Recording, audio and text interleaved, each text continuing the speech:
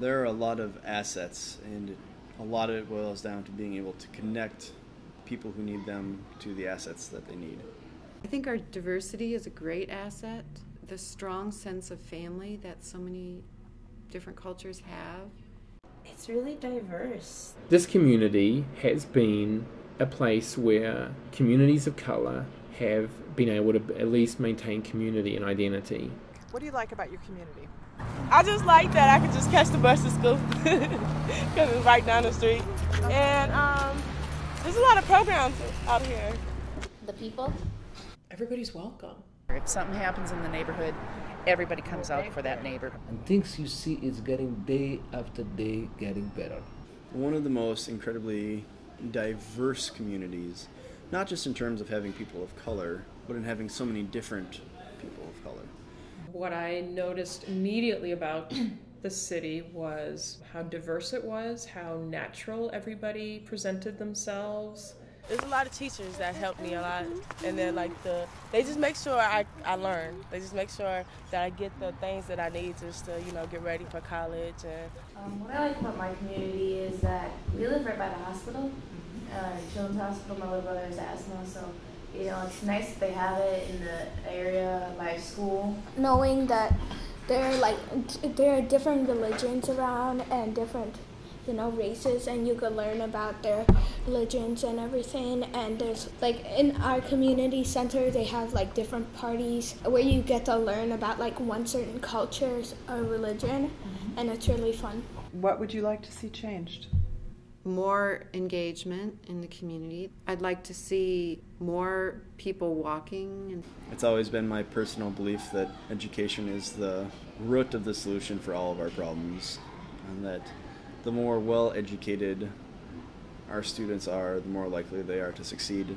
To be kind, the serious deficiencies in our educational system and the educational gap of minority children who are the majority in this neighborhood. I think there could be more efforts at integration and revitalizing certain parts of Minneapolis. I think I would like to see some more safe spaces for people to play in and go to. There's so much activity and vibrancy that I wish it was more even within the city. There's no green around these buildings. They come right up to the sidewalk. They're 5 stories high or 4 stories high. They echo off each other, and all you get is concentrated noise. I think this neighborhood has been really uncomfortable with the notion that this is the hub for social services. Having so many transitional people in the neighborhood makes it really difficult to create kind of a really sustainable, safe neighborhood where you know your neighbors. I would like to see the boys, that hangs out around there, don't hang out and stop being rude. I'd like to see the community members take care of the neighborhood as far as trash and graffiti and stuff like that. Just stop it, basically. More acceptance. That's the only thing I really want to see is more acceptance of each other. Tell me, what does sustainability mean in your life? I immediately think of people's capacity to be creative, that it's something organic. It's thinking about the sustainability of art's impact. There's an emotional sustainability, mental sustainability, as well as just all the physical aspects of what it means to be sustainable. That it is economically feasible for a long period of time, that it is as self-sustaining as possible, and that second very much the environmental conception of sustainability. Just taking care of my kids, basically. Gateway 4 project is going to be a living building. Yeah. What does that mean to you? A living building is, first of all, one that you see living things in. That's more important than the structure, the material of the building. I mean, living is self-sustaining. It's a building that is first and foremost a container for life. More modern green designs with perhaps rooftop gardens that recycle water, solar power that helps generate a lot of the energy, surrounded by a green space, green walls that protect it from outside traffic noise and pollution. Before, if I hear that, especially nowadays, I start thinking green.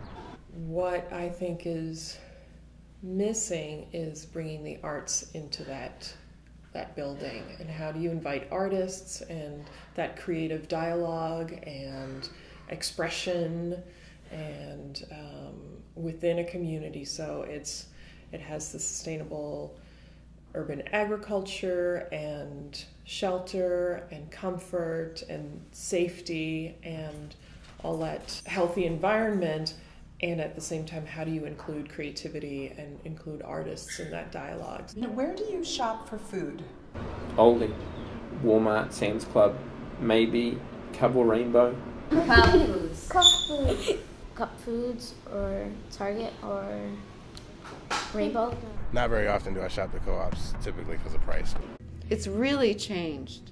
When we moved in here, there was nothing except the big grocery stores on either side of Lake Street. So now there is more response to the community. Yes. I know a lot of people in this community are really wanting to create more of a local food system. Tell me what your understanding of urban agriculture is. Well, I think it starts with community gardens, but I think it can be taken further. Do you think that the gardens can be used as a food source? I think they should be. I think it's cool as long as you're sharing with other people, because it's like your food and you're in a community garden. The use of any empty space to produce food for a community. Oh, I would love that. I would love that. So can you imagine that urban agriculture would actually be a food source? Oh, absolutely. Okay. Cool. Except that with all that traffic, how healthy would it be? I don't think so, to tell you the truth, because there's a lot of pollution and stuff. And really decorate a property or something. I would like that in my community. Tell me what your perception of open space is. For one, it's crucial. I think people need a sense of open space. We have plenty of park. We have a big parking lot here. You see how huge it is? And I don't see much people there, nothing there. Mostly few kids you see, but always empty. I think when I think of open spaces in the city, I think of parks that are large enough that make you think that you're not in the city anymore. How do you get around? I usually walk. I do use public transportation, yeah. And I usually watch school mornings and I walk home sometimes. Bus. Car. The buses are great to get to anywhere you need to go. Tell me about your feelings of safety and comfort. I feel pretty safe and comfortable. I think it's because I lived on this block for a long time. It's improving all the time. If you see a lot of people milling around, you feel safer. And I feel like this community has really kind of reclaimed its space, and it's in the process of doing that. Overall, I generally feel safe when I'm out and around here. Sometimes times that it's scary and that stuff might happen. You're walking down Franklin Avenue past like 9 or 10 o'clock, it's like nothing's open. That's kind of what gives it a weird feeling to me. People make a place safe more than cameras or policemen. I have a young daughter, and this is like the first time in living here that I'm able to like open up the back door and she's been able to run outside. And it's a safe neighborhood. I have no fears walking to the corner store up here at night. From the crime to the nice neighborhood, so that everybody can live peacefully and enjoy the life. That's the way it is going on. What does home mean to you? Wherever the people I love are. I guess it has to do a lot with community. Home means family. It's a place of safety, it's a place of peace. Where you feel comfortable and safe.